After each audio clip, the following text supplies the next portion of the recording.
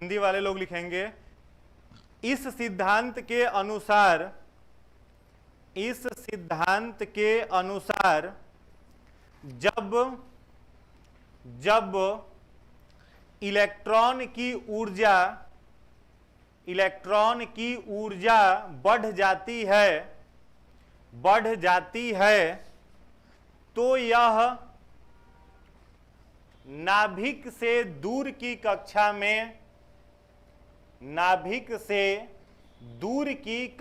में पहुंच जाता है एवं ऊर्जा कम होने पर नाभिक के नजदीक की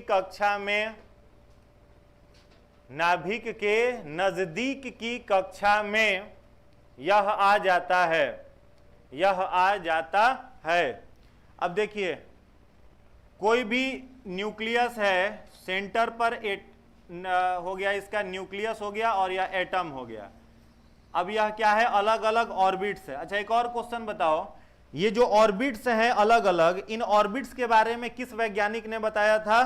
तो वैज्ञानिक का क्या नाम था? Niels Bohr. ठीक है, नील्स बोर ने ही बताया था कि एटम के बाहर में अलग अलग ऑर्बिट्स भी हैं, और इन ऑर्बिट्स को जो डिनोट किया गया वह डिनोट किया गया के, एल, एम और एन से, इन अलग अलग नामों से।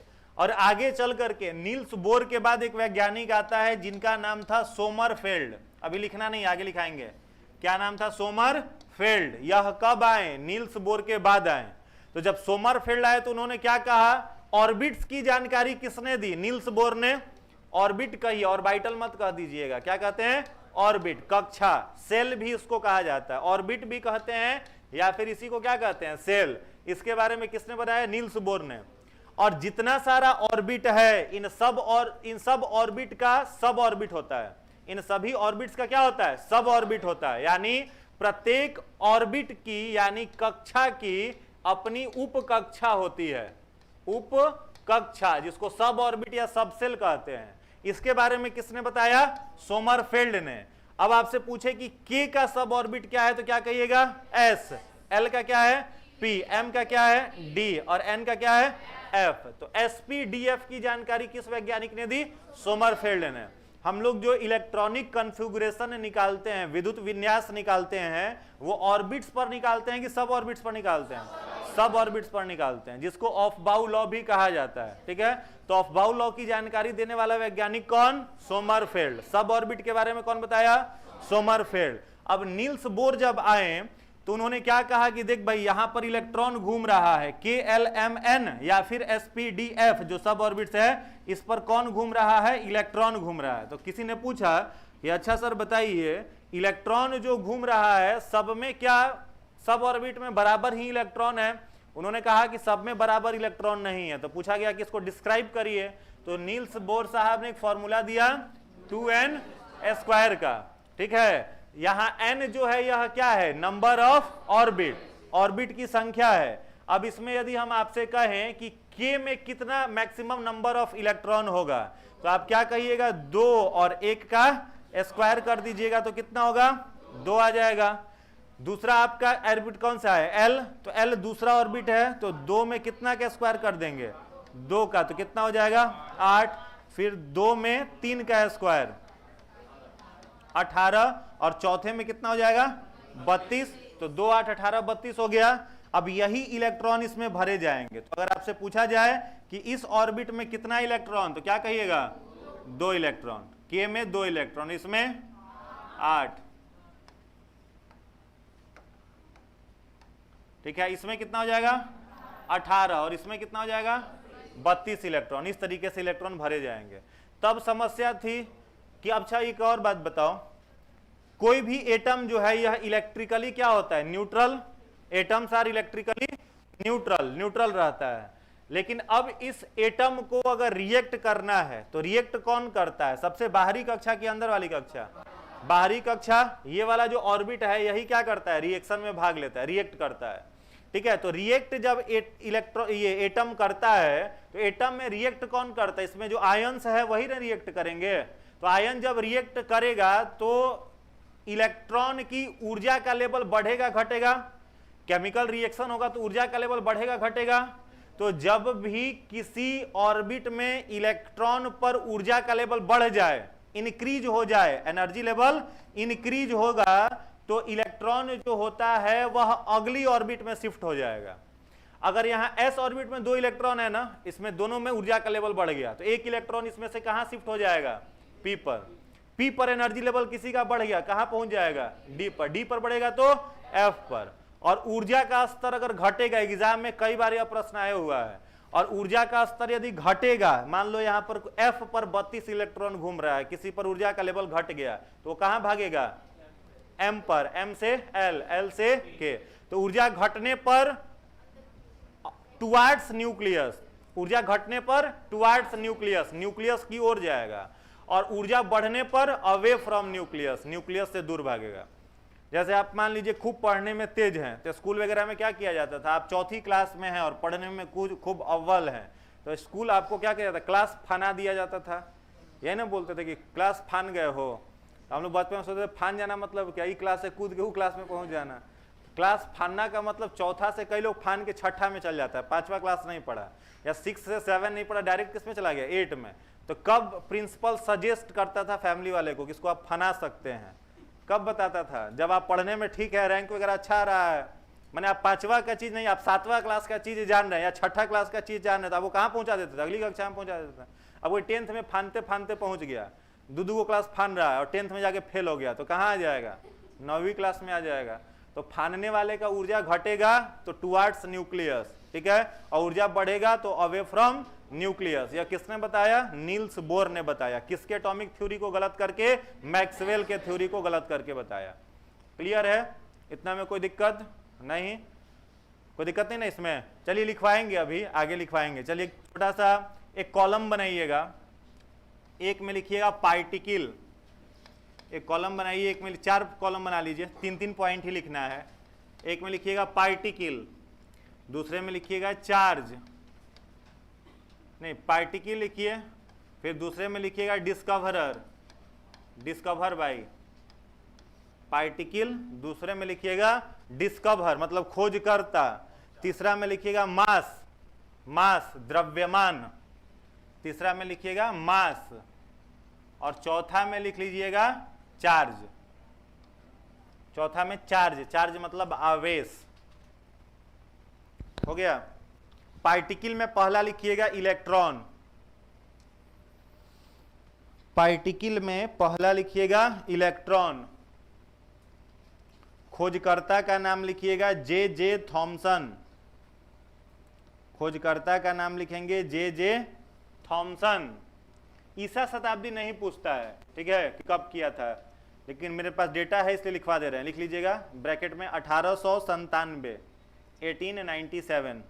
द्रव्यमान मास कितना होता है, 9.1 इंटू, हाँ लिखिएगा 9.1 इंटू 10⁻⁻31 kg। ये याद कर लेना है, बहुत इंपॉर्टेंट है, ठीक है। 9.1 इंटू 10⁻⁻31 kg हो गया।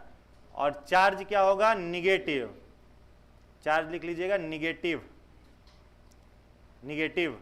दूसरा लिखिएगा प्रोटॉन, प्रोटॉन, प्रोटॉन में खोजकर्ता में लिखिएगा गोल्डस्टीन। रदरफोर्ड का नाम प्रोटॉन में बहुत कम पूछता है, रेयरली, ज्यादा पूछेगा तो गोल्डस्टीन ही पूछेगा। अभी नहीं बुद्धि लगा दीजिएगा कि रदरफोर्ड मार देते, रदरफोर्ड उसकी प्रॉपर्टी बताए थे, खोज उन्होंने नहीं किया था, खोज किसने किया, गोल्डस्टीन ने। तो गोल्डस्टीन लिखिएगा, कब किया, 1919, 1919 में, 1919 में। इस समय हम लोग क्या कर रहे थे, जालियावाला, मतलब मारपीट में बिजी थे, खोज कर रहा था बैठ के, 1919 में किया था। मास इसका लिख लीजिएगा, मास लिखिएगा 1.6725, 1.6725 इंटू 10⁻⁻27 kg, 10 के पावर -27 kg। चार्ज लिख लीजिएगा पॉजिटिव, पॉजिटिव। अच्छा आवेश पूछे कितना होगा तो कितना कहेगा, -1.6 इंटू 10⁻ 19 कूलम। चार्ज को किस में मापेंगे? कूलम्ब में। तो ये याद है ना कि लिखना पड़ेगा? जिनको नहीं याद है वहीं ब्रैकेट में लिख लीजिएगा। पहले इलेक्ट्रॉन में चार्ज लिख लीजिए, -1.6 इंटू 10⁻19 कूलम, -19 कूलम। सबको लगभग याद होगा। ये छठे सातवां में पढ़ना था, याद कैसे नहीं होगा? और प्रोटॉन में कितना चार्ज होता है? बस वही प्लस में हो जाएगा, सेम चार्ज प्लस में हो जाएगा। तीसरा लिखिएगा न्यूट्रॉन। तीसरा लिखेंगे न्यूट्रॉन। न्यूट्रॉन खोजकर्ता लिखिएगा चैडविक। खोजकर्ता का नाम लिखेंगे चैडविक। 1932 खोजकर्ता का नाम चैडविक। 1932 में। द्रव्यमान लिख लीजिएगा 1.6748 इंटू 10 का पावर -27 kg, 10 के पावर -27 kg। चार्ज लिख लीजिएगा नो चार्ज। नो चार्ज हो गया? क्लियर है? अच्छा, रिलेटिव मास को हम लोग, जैसे रिलेटिव मास को मेजर करना होगा तो किस में मेजर? एब्सोल्यूट मास को किस में मेजर करते हैं? केजी में। रिलेटिव मास को किस में मेजर किया जाता है? क्वेश्चन आया हुआ है परीक्षा में, एएमयू में। किस में करते हैं रिलेटिव मास को? AMU, atomic mass. और एक एएमयू किसके बराबर होता है? कार्बन 12 के 12वें भाग के। ये पता है ना, कार्बन 12 के 12वें भाग के बराबर होता है एक एएमयू, 1 एटॉमिक मास यूनिट। ठीक है, ये लिखवा दे कि छोड़ दें?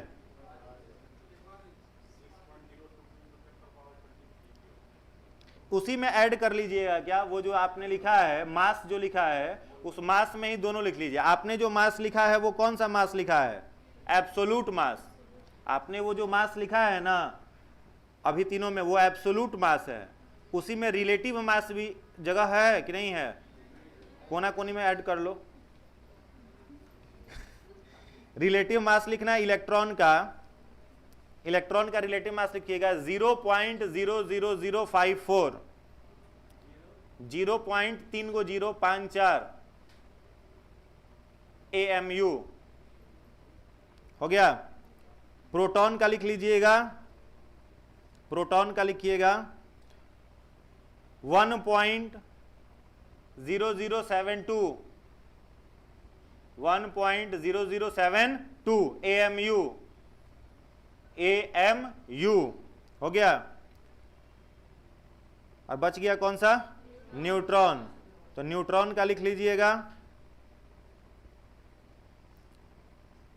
1.0086, 1.0086 हो गया बस। और चार्ज इस पर कैसा होता है? न्यूट्रॉन पर नो चार्ज। कंफर्म? एएमयू लिख लेना, नोट में एएमयू के बारे में लिख लेना। AMU atomic mass unit, AMU बराबर, इसमें डैश देकर के लिखिएगा 1/12 the mass of 1/12 the mass of 1 carbon atom, 1/12 the mass of 1 carbon atom of carbon 12, of carbon 12, of carbon 12। Hindi वाले लोग लिखेंगे कार्बन 12 के द्रव्यमान के, कार्बन 12 के द्रव्यमान के 12वें भाग को, 12वें भाग को एक एएमयू कहते हैं, एक एएमयू कहते हैं। हो गया? इसको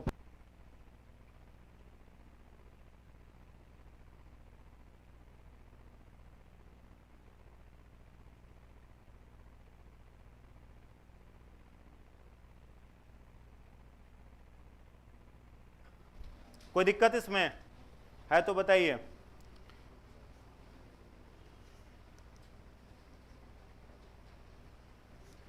पीपीटी से थोड़ा जल्दी हो जाएगा क्या? पीपीटी से कराएं कि ऐसे ही कराएं?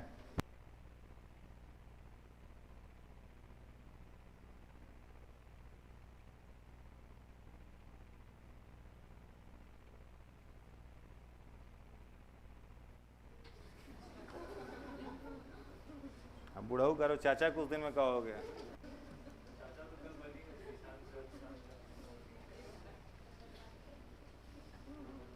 नहीं, वो जितना सिंसियर रहते हैं पढ़ाई में उतने सिंसियर नहीं है। ऐसा 20 दिन नहीं आता कभी।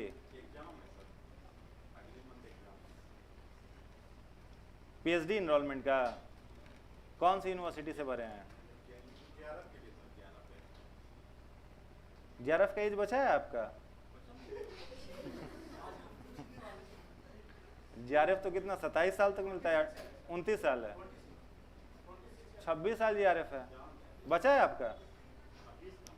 हाँ वही है, सही बोल रहे हो, 26-27 साल है जेआरएफ। जेआरएफ नहीं मिलेगा आपको, नेट मिलेगा, स्कॉलरशिप नहीं मिलेगा आपको।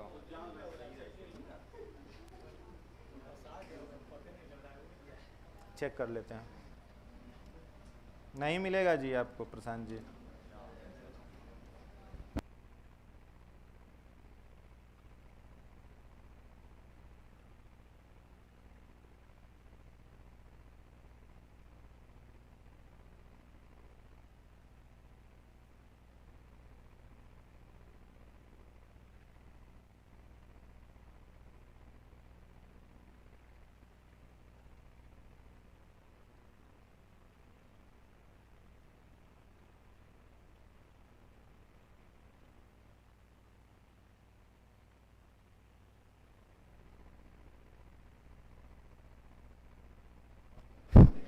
दिक्कत होगा तो बिना पीपीटी के भी पढ़ेंगे, ठीक है, टेंशन नहीं लीजिएगा। कई लोग पीपीटी देखे डर जाता है कि पीपीटी वाले फिर सर आ गए, तो पीपीटी से डरना नहीं है। तो क्लासिफिकेशन ऑफ मैटर देखिए क्या, पीपीटी सबसे इजीली रिप्रेजेंट करने का तरीका होता है, बहुत आसानी से हो जाता है। बस इलाइट माइंड चाहिए पीपीटी को समझने के लिए, ठीक है। बुद्धिजीवी जो लोग होते हैं वो लोग पीपीटी से ज्यादा अच्छे से समझते हैं, पीपीटी से घबराना नहीं चाहिए। कई बार पीपीटी शुरू होता है तो बैठ के बड़का बड़का मुंह बाबा के जमा ही लेता है सब क्लास में, यानी वो अगले दिन सो करके नहीं आया है, पिछले दिन सो के नहीं आया तभी। तो ये सब हम लोग बेसिक था पढ़ चुके हैं ना, फर्स्ट क्लास में ही पढ़ लिए थे, जितना कुछ केमिस्ट्री का डेफिनेशन था। इसके अलावा भी बहुत सारा चीज आप लोगों को लिखवाए थे। फिर ये सब डायग्राम हम लोग पढ़ ही लिए हैं, है ना। ये सब सॉलिड लिक्विड गैस, ये सारा कुछ हम लोगों ने कर लिया है। चैप्टर आपका प्लाज्मा क्या होता है, बोस-आइंस्टीन क्या है, यह सब भी हो चुका था। एटॉमिक स्ट्रक्चर शुरू किए थे हम लोग, तो एटॉमिक स्ट्रक्चर को एक बार 2 मिनट में देख लो। सबसे पहले एटॉमिक एटम के बारे में जानकारी किसने दी? ऋषि कनाद ने दी थी। Atomic structure was introduced by John Dalton, इसलिए डाल्टन को बोला जाता है father of atomic structure. Term atom was given by Dalton. Dalton says that atom are undivided particle of matter which can not be divided into further particle. Dalton atomic theory was proved wrong because an atom can be divided into electron, proton, neutron, positron, etc. Proton and neutron found in nucleus, ठीक है, while electron rotate in outer orbit। अब इसमें दो चीजें होती हैं, fundamental particle लिखवाई थे हमने। फंडामेंटल पार्टिकल में कितने तरह के होते हैं? 2 तरह के, एक परमानेंट फंडामेंटल पार्टिकल और दूसरा टेम्पोररी फंडामेंटल पार्टिकल। परमानेंट में कौन कौन से? Electron, proton, neutron. टेम्पोररी में कौन कौन सा? Meson, positron, neutrino. इसको बोला जाता है the centre of an atom is called nucleus and it is positively charged. Mass of an atom is due to their nucleus. ये पॉइंट शायद हमने नहीं लिखवाया था। एटम का जो मास होता है वो किसके कारण होता है? उसके न्यूक्लियस के कारण से होता है। अब कहोगे सर न्यूक्लियस के कारण से कैसे होता है? तो इसी में क्या है, मान लो कोई एक एटम है, कोई एक परमाणु है, तो परमाणु का यह जो मास होता है ना, वह न्यूक्लियस के कारण से होता है। यह कहने का तात्पर्य क्या? एग्जाम्पल के रूप में समझिएगा। मान लो आपका सोडियम है कितना? 11। सोडियम कितना? 11। तब हम आपसे अगर पूछें कि ये बताओ सोडियम में नंबर ऑफ इलेक्ट्रॉन, सोडियम में नंबर ऑफ प्रोटॉन और सोडियम में नंबर ऑफ न्यूट्रॉन कितना होगा? तो आप कहिएगा कि सर इलेक्ट्रॉन अगर 11 है तो क्या बात करते हैं, प्रोटॉनों 11 को होगा, और न्यूट्रॉन अगर कहें तो 11 और 23 होता है ना, 11 और 23। तो प्रोटॉन कितना, न्यूट्रॉन कितना हो जाएगा? 12, यानी एटॉमिक मास में से एटॉमिक नंबर को घटा देते हैं तो क्या निकलता है, न्यूट्रॉन निकल जाता है। ठीक है, अब एटॉमिक इलेक्ट्रॉन की संख्या प्रोटॉन की संख्या दोनों क्या होती है एटम में, सेम होती है, बराबर होती है। तो आप ऐसा क्यों कह रहे हैं कि इस एटम का जो मास है, मान लो यह सोडियम है, तो आप ऐसा क्यों कह रहे हैं कि इस सोडियम का जो मास है वह मास किसके कारण है, किसके कारण है, इसमें प्रोटॉन के कारण। आप ये भी तो कह सकते हैं सर इसमें इलेक्ट्रॉन के कारण भी इसका मास होगा, क्योंकि इलेक्ट्रॉन का भी तो उतना ही नंबर है जितना प्रोटॉन का।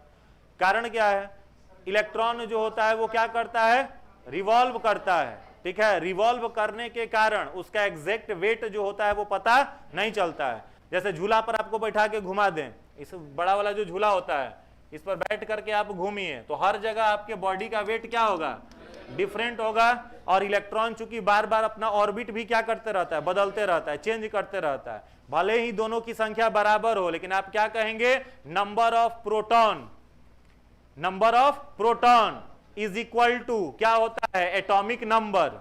नंबर ऑफ प्रोटॉन जो होता है, प्रोटॉन की संख्या किसके बराबर होती है, एटॉमिक नंबर के बराबर होती है। एटॉमिक नंबर को किससे डिनोट करते हैं, Z से।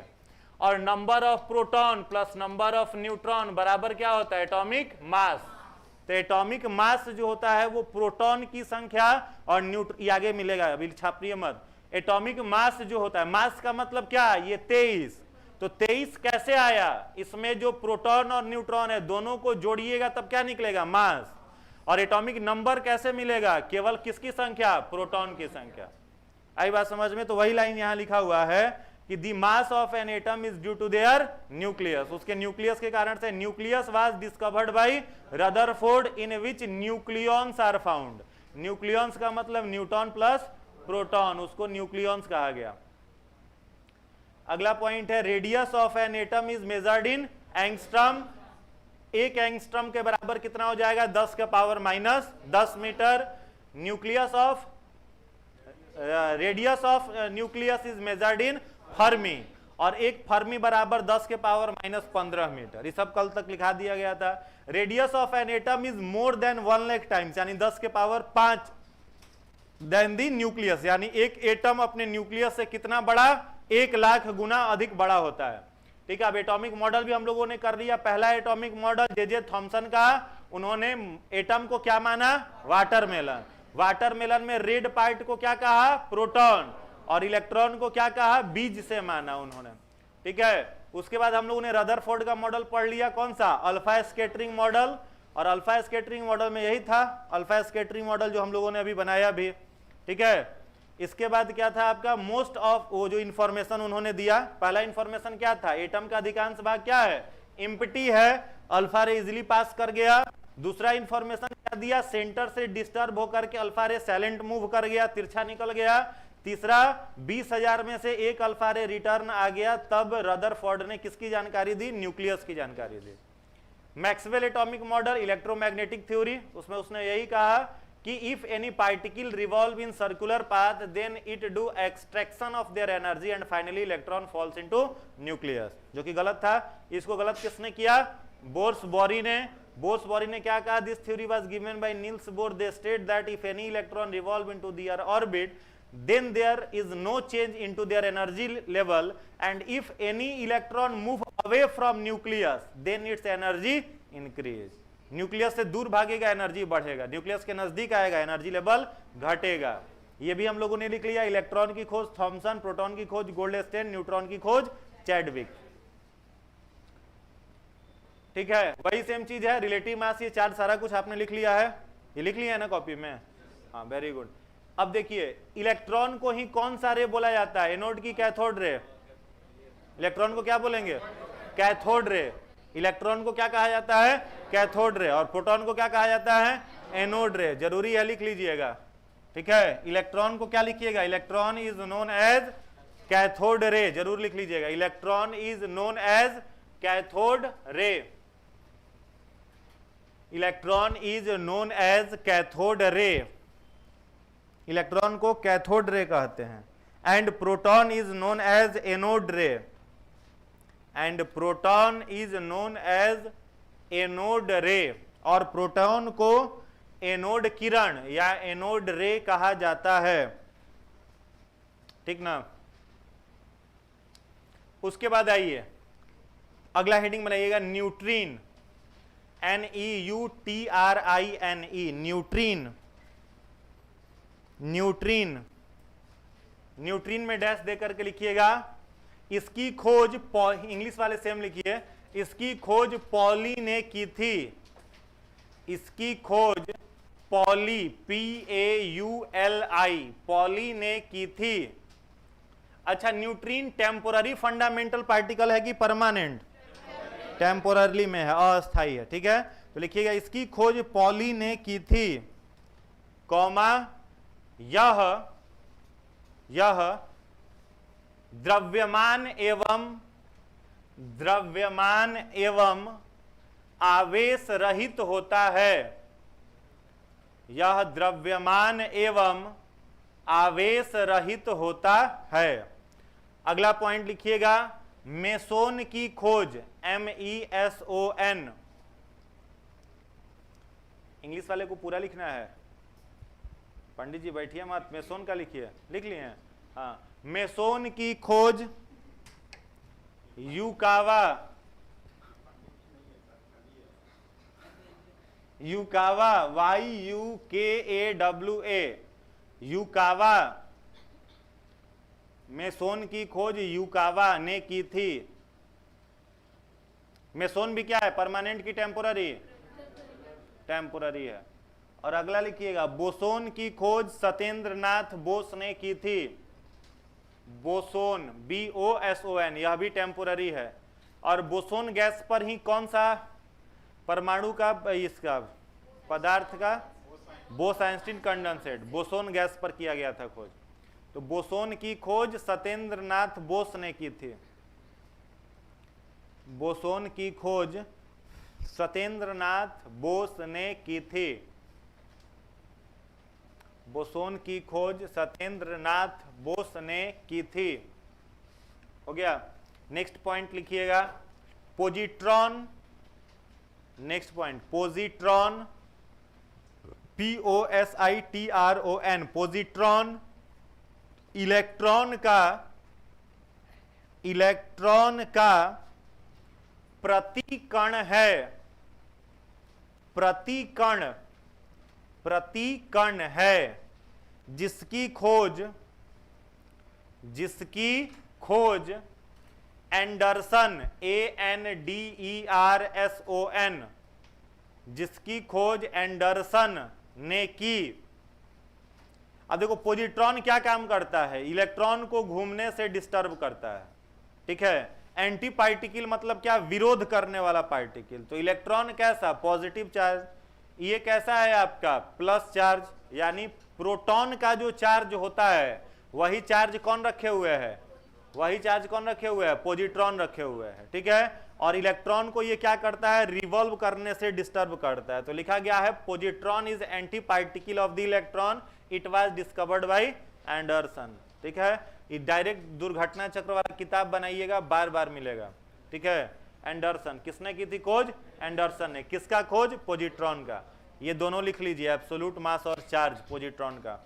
एब्सोल्यूट मास 9.1 गुणा 10 के पावर -31 kg, और चार्ज जो प्रोटॉन पर है।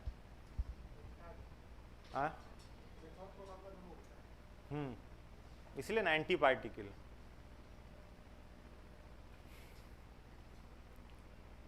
आप लोग सीरीज देखते हैं यूट्यूब पर जो चलता है, कल वाला सीरीज देखे थे आप लोग?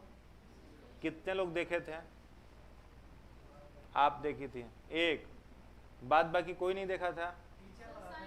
अरे टीचर का नहीं, वो सब में काम आएगा। इस भ्रम में नहीं रहिए वो केवल शिक्षक का काम है। शिक्षक वाला एग्जाम कौन ले रहा है, BPSC। आप कौन सी का, लंदन PCS का तैयारी कर रहे हैं तो क्वेश्चन सब वही रहता है।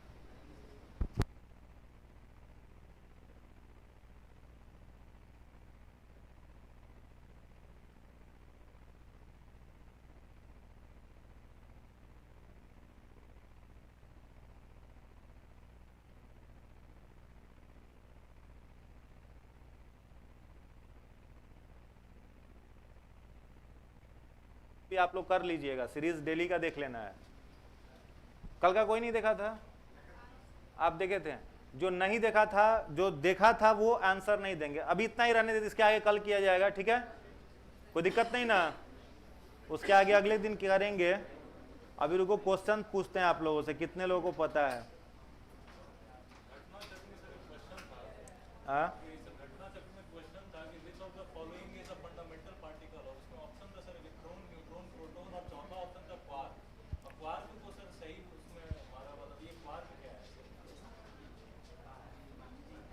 मिले बताए। क्वार्क से ही पूरा जितना भी चार्ज बना है ना, सब उसी से बना है।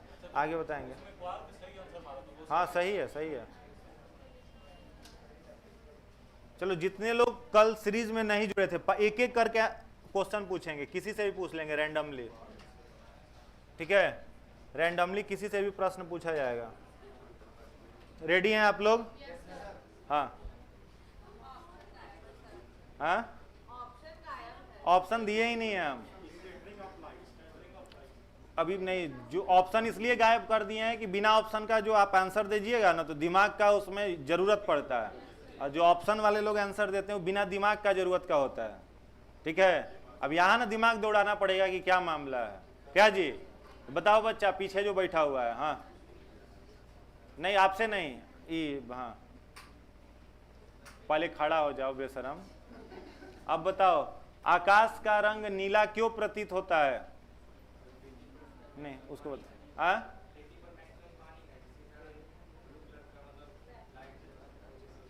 इसको क्या कहते हैं? प्रकीर्णन। हिंदी मीडियम है ना आपका, तो आंसर क्या करिएगा? प्रकाश के प्रकीर्णन के कारण, स्कैटरिंग ऑफ लाइट। क्लियर है? उपविशा, उपविशा मैंने बैठ जाओ। चलो, बगल वाले से पूछो, दूसरा क्वेश्चन बताइए आप। हाँ, जब सेना पुल पर चढ़ती है तो उनको कदम न मिलाकर चलने का निर्देश दिया जाता है, ऐसा क्यों? पुल टूट जाएगा टूट जाएगा या टूट जाएगा? ताल मिलेगा तो ताल से ताल मिल जाएगा हिंदी मीडियम है आपका, तब आप कहिए आंसर ये होगा कि उनके कदम ताल से अनुनाद बनने के कारण पुल के टूट जाने की संभावना है। किससे? अनुनाद के कारण, वाइब्रेशन के कारण। हाँ ठीक है, तो जो वाइब्रेशन होगा ना, उससे पुल क्या हो जाएगा? टूट जाएगा। ठीक है, चलिए तीसरा बताओ जी। ब्लैक टी शर्ट, हाँ, क्वेश्चन नहीं दिख रहा है क्या? हाँ, तारत्व के कारण क्या है? स्त्रियों की आवाज पुरुषों की अपेक्षा, तारत्व को इंग्लिश में क्या कहते हैं? पिच। हाँ चलिए, बहुत बढ़िया। चौथा बताइए, सूर्य और, बगल वाले से पूछिए, सूर्य और तारों की ऊर्जा का मुख्य स्रोत क्या है? बाकी लोग नहीं बोलेंगे। क्या होगा? नहीं बताओगे? मत खिसियाओ, बताओ।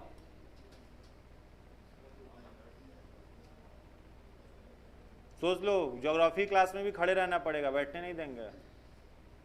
मास्टर साहब से कह देंगे कि बैठने मत दीजिएगा इसको। आप बताइए। हाँ, उसके आगे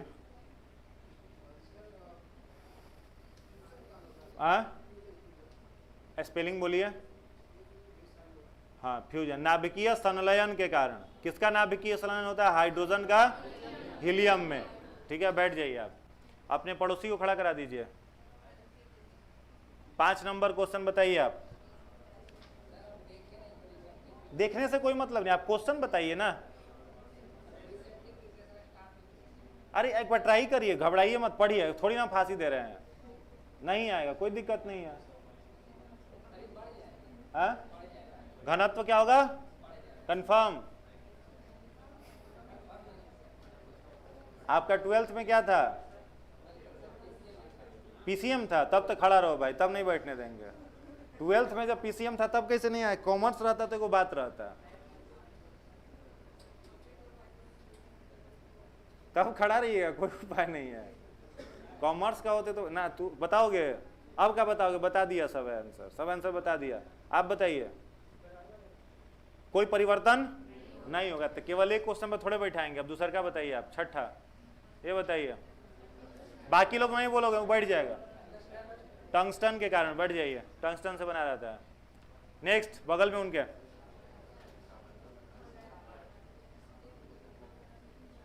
अंतरिक्ष यात्री, बाकी नहीं बोलोगे वो बैठ जाएगा। तुम समझ, तुम्हारे बारे में हार्ड क्वेश्चन आ गया तब तो हो गया। आकाश का रंग किस रंग का दिखाई देता है अंतरिक्ष यात्रियों को? पीला रंग का। कैसा दिखता है? नीला, ब्लैक। आप सुने, कोई बोला तो सुन लिए। अच्छा क्यों ब्लैक दिखता है बताइए? ठीक है ब्लैक दिखाई देता है, बैठ जाइए। कैसा दिखता है? ब्लैक। बगल वाले को खड़ा कराइए, बताइए आप।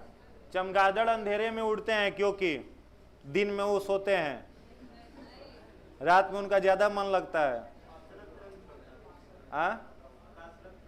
अवश्रव्य की पराश्रव्य? पराश्रव्य। पराश्रव्य की फ्रीक्वेंसी कितनी होती है? बाकी लोग 20,000 से ऊपर।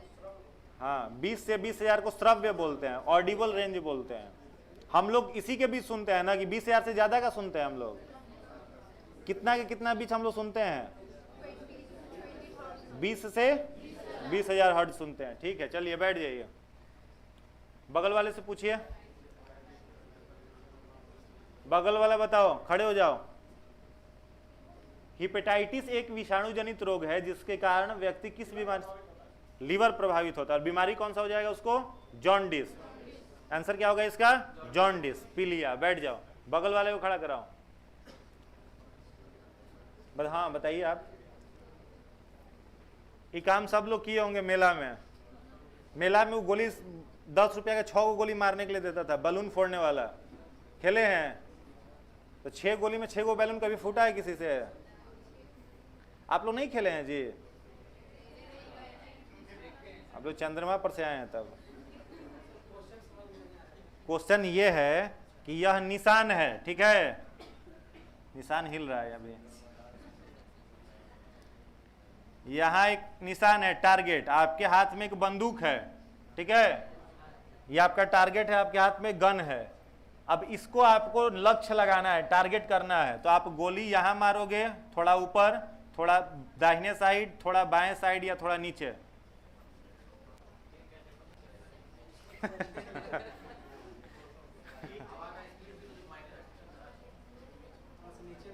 नीचे मारिएगा, कंफर्म कर लो, नीचे मारोगे। हाँ लक्ष्य से थोड़ा ऊपर। तो आंसर क्या होगा? लक्ष्य से थोड़ा ऊपर। यही नहीं पता होता है तो 10 रुपया बर्बाद हो जाता है मेला में। बैलून भी नहीं फूटता, 10 रुपया में एक आध बैलून फूटा, वो नहीं फूटता। आंसर क्या होगा? लक्ष्य से ऊपर, नीचे नहीं। अब कुछ इस पर दूरी पर भी डिपेंड करता है। जैसे गन आएगा तो जो एयर प्रेशर रहता है वो हाइपरबोला उसको बोलते हैं, ठीक है? मिलेगा आगे फिजिक्स में पढ़िएगा। पाराबोला, हाइपरबोला सुने हैं ना? तो जब गोली जाएगा तो वो ऊपर के तरफ से उठते हो, ऊपर से उड़ नहीं जाएगा। ऊपर आप लगाइएगा तो ऑटोमेटिक वो पैराबोलिक पाथ में आकर के टारगेट को ये करेगा, लक्ष्य करेगा, हिट करेगा। ठीक है? ठीक है, आपका थोड़ा ऊपर लगाना है निशान, ध्यान रखिएगा। चलिए आगे बताइए। बैठ जाइए आप बैठ जाइए, आप बैठ जाइए। इनको बता दीजिए। ए आंसर मत बताओ। क्या मिलाया जाता है? लोहा मिलाया जाता है।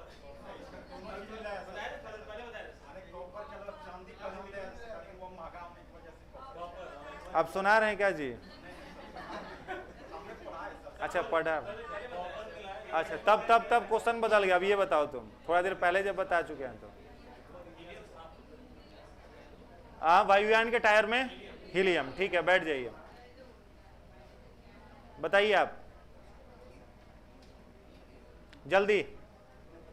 भारी क्वेश्चन पूछ दिया। मतलब कुछ क्वेश्चन ऐसा होता है जिससे पूछा जाए जालियांवाला बाग कब हुआ? 1900। अब पूछ दिया जालियांवाला बाग में मरने वाले 10 लोगों का नाम बताइए।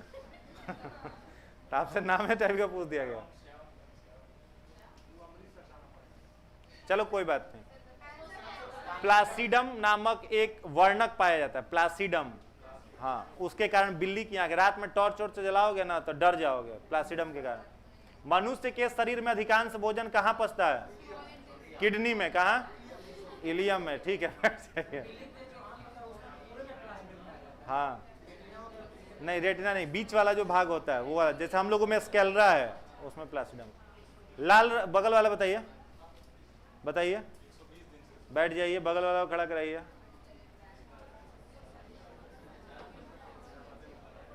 चार कोष्ठीय सरीसृप। प्रियंका कुमारी जी का आंसर सही है, टेपिकम लूसिडम। चलिए बताइए 16 का। हाँ, सरीसृप मतलब रेप्टाइल्स होता है, रेंग के चलने वाले जीव। कितना कोष्ठीय हृदय? आंसर क्या होगा? मगरमच्छ, या घड़ियाल भी बोलते तो चलता। 17 बताइए आप। फंस गए। हाँ, नाइट्रेट के रूप में। बैठ जाइए। अब इधर गर्ल साइड से बताइए, लास्ट बेंच। वर्गीकरण की इकाई है, दोनों में से कोई आपस में से आप लोग बात कर लीजिए। एक गूगल नहीं करना है, खड़ा होइए, खड़ा होइए, गूगल नहीं करना है। तो और क्या, गूगल ही लोग बोल के अब टाइप कर लेता है, मुड़ी जो है बोल के चले लेता है।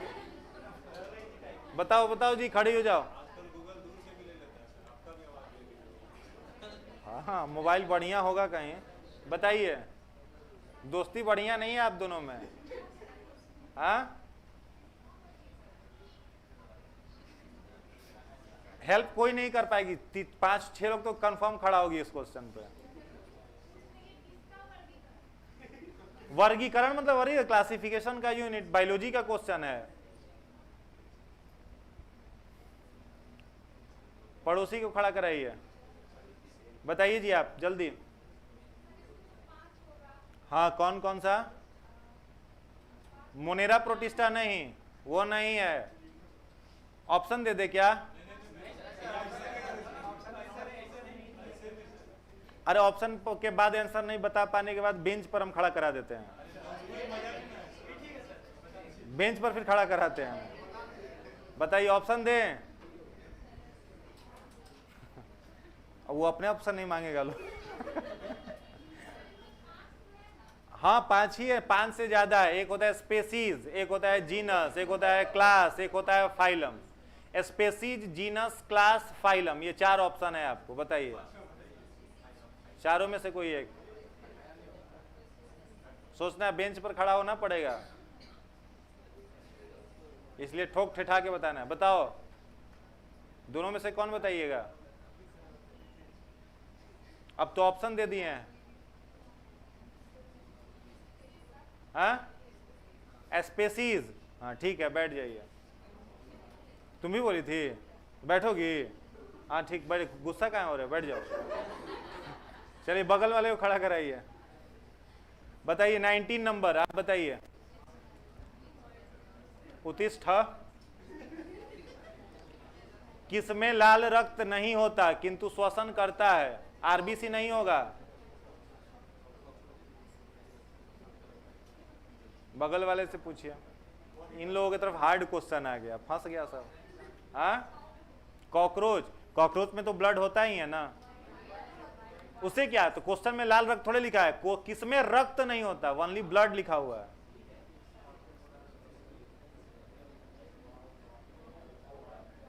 कॉकरोच में होता है सफेद, उसको हीमोलिम्फ कहते हैं। आप बताइए बगल में,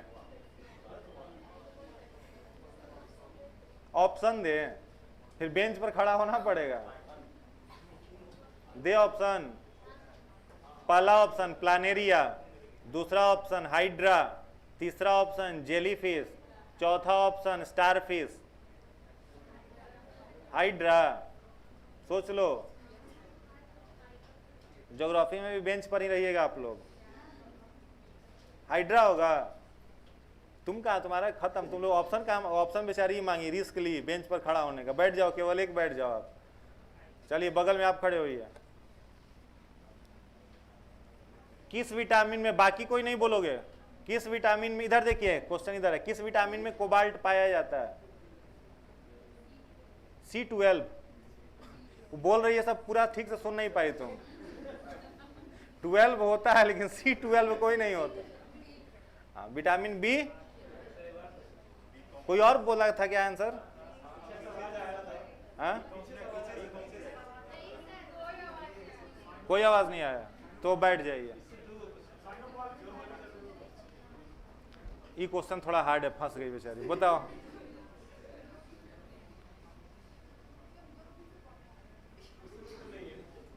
अरे आप ग्रेजुएशन में होंगी ना, 12th में है ना, तो 12th पास है तो साइंस ही था ना स्ट्रीम, बायोलॉजी ही था, मैथ्स था, तो फिजिक्स में आपसे पूछना चाहिए था। अच्छा कोई नहीं, चलो ये थोड़ा सा भारी क्वेश्चन है, ये बता दो। एकदम सोच, कॉमन सेंस से बनने वाला क्वेश्चन है ये।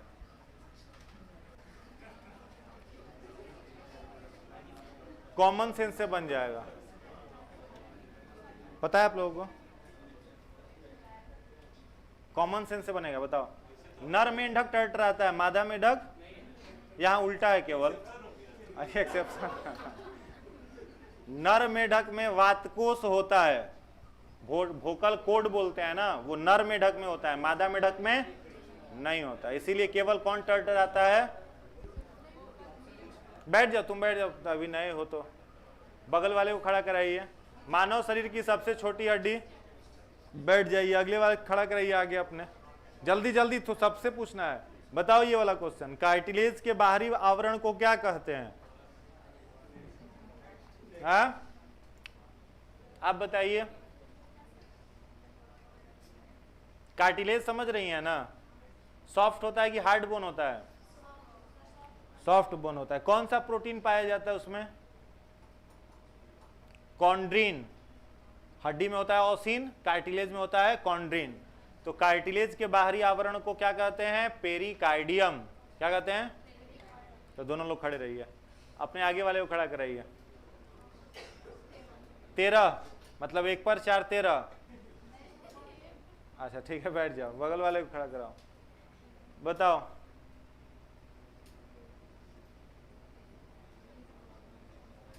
अरे मोबाइल कोई यूज नहीं करेगा, हम देख रहे हैं। कौन देख रहा है मोबाइल में?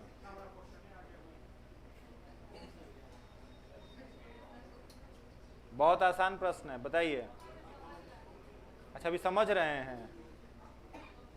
अपडेट कराइए, विंडोज 8 लगवाइए अपने में। बताइए। हाँ, बहुत आसान है, कॉमन सेंस से बन जाएगा।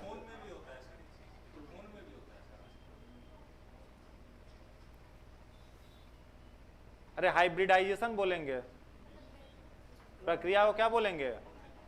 हाइब्रिडाइजेशन, क्लोनिंग बोलेंगे। ठीक है, बदल दे क्वेश्चन। चलो ये बता दो।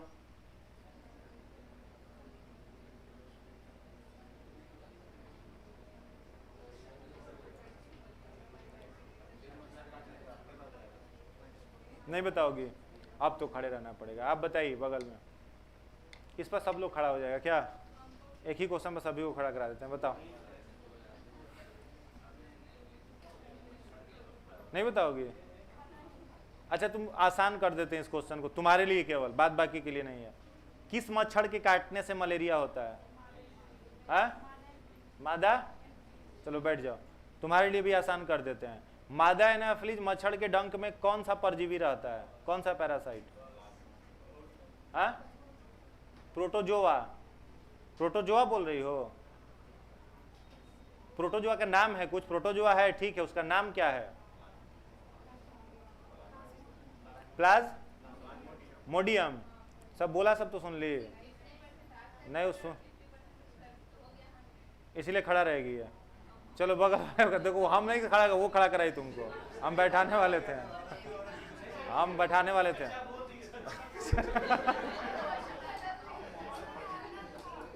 ये बताइए आप। हाँ? डेंगू किससे होता है? तो मलेरिया से होता है। Dengue malaria. मच्छर का नाम बता दो। सबसे एनाफिलीज से ही होगा सब बीमारी। बताइए आप ही से। हाँ आगे। हाँ ऑप्शन इसमें दे देते हैं आपको। Bacteria, virus, fungus, protozoa. Bacteria, सोच लीजिए, बैक्टीरिया, वायरस, फंगस, प्रोटोजोआ, किससे डेंगू होता है?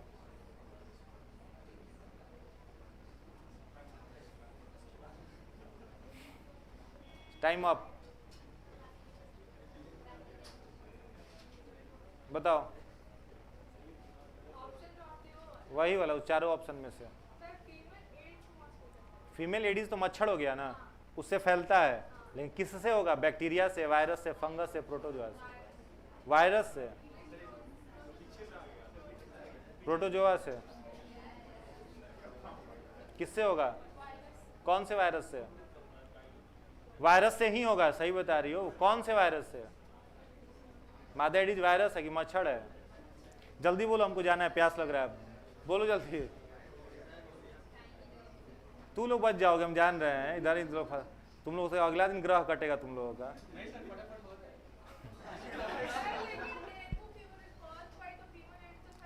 फीमेल एडिस से होता है, जैसे मलेरिया किससे होता है? फीमेल एनाफिलीज, लेकिन फीमेल एनाफिलीज में कौन जाता है? प्लाज्मोडियम। वैसे ही डेंगू किससे होता है? एडिज मच्छर के काटने से, उसमें कौन वायरस जाता है? फैल्वी राइबो वायरस। आई बात समझ में? तो दोनों दो अलग अलग चीजें। वेक्टर कौन हुआ? एडिज मच्छर, और कॉजिंग एजेंट कौन हुआ? फैल्वी राइबो वायरस। तो अलग अलग हुआ ना, नहीं समझिए? ना ना ना ना, ऑप्शन तो आपको हमने बैक्टीरिया, वायरस, फंगस, प्रोटोजोआ दिया था, तो आप मच्छर कहाँ से सोच रही थी? चलिए आप बताइए, ये क्वेश्चन खत्म। अब इसका बताइए। नहीं, बिना हिस्टीरिया नाम को मेल और फीमेल दोनों में होता है, ये बताओ। 30, प्रश्न संख्या 30। जो नवजात न्यूबॉर्न बेबी होते हैं उनको बीसीजी का टीका दिया जाए। बीसीजी मतलब बैसिलस कॉलमेट ग्यूरिन। तो बीसीजी का टीका जन्म से कितने दिन के अंदर ले लेना होता है? 1 वीक के अंदर, 1 दिन से लेकर 7 दिन के अंदर ले लेना होता है। ठीक है, बैठ जाइए। किस चीज के लिए लिया जाता है ये टीका? हाँ, टीबी से बचाव के लिए। 5 से 6 दिन में भी लिया जा सकता है। 7 दिन के अंदर। बताइए, हाँ आप बताइए।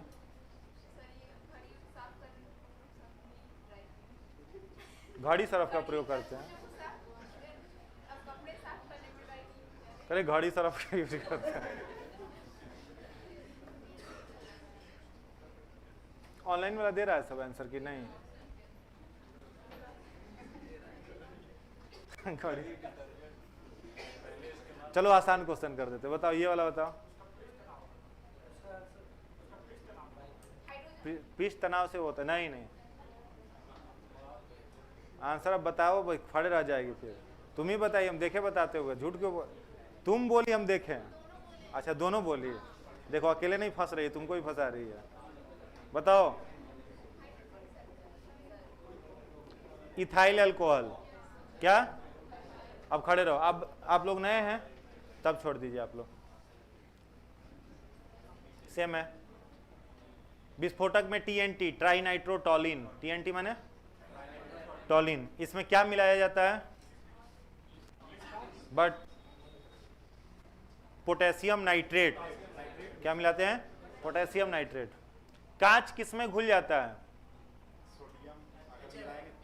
HF, hydrogen fluoride. खत्म। रेफ्रिजरेटर के जल को ठंडा करने के लिए किसका प्रयोग होता है? CFC बैन हो गया। अब अमोनिया का किसका प्रयोग होता है? अमोनिया का। CFC को सरकार बैन कर दिया, उससे ओजोन लेयर में छेद हो रहा था।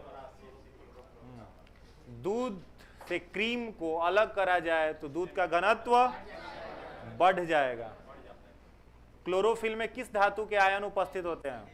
मैग्नीशियम। कांच पर लिखने के लिए सेम है, हाइड्रोजन फ्लोराइड का। लास्ट क्वेश्चन, ऐसे यौगिक जिनके अणुसूत्र समान हो क्या कहलाते हैं? सम अवयवी, आइसोमर्स। चलिए ठीक है, आप लोग खड़े रहेंगे।